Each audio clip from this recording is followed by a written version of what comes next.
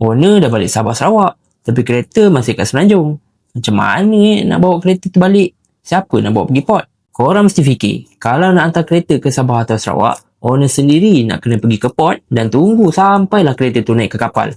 Dengan Ventura, semua tu tak perlu guys. Customer tak perlu tunggu pun kereta berlayar sebab kami semua akan sediakan servis untuk ambil kereta. Kami akan jaga kereta korang di warehouse sementara nak tunggu kapal tu berlayar. Dan kami juga yang akan bawa masuk kereta korang tu ke dalam port nanti. Owner boleh je fly balik Sabah Sarawak dulu. Kereta biar Ventura uruskan semua. Settle. Tapi kan, bahaya tak kereta korang tu? Tak ada orang jaga.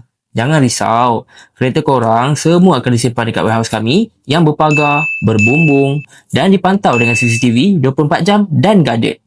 Korang tunggu je kereta korang tiba dekat Sabah Sarawak nanti. Yang paling penting sekali, dokumen yang diperlukan pun mudah je. Okey, korang cuma perlu berikan IC pemilik kenderaan depan belakang, geran kenderaan, depan belakang juga, polisi insurans dan juga surat kebenaran bank kalau kereta korang masih ada loan. Okey, so guys, tunggu apa lagi? Nak post kereta ke Sabah Sarawak? Klik link WhatsApp sekarang untuk semak harga dan secure slot penghantaran korang. Nak post kereta ke Sabah Sarawak? Roger je Ventura guys.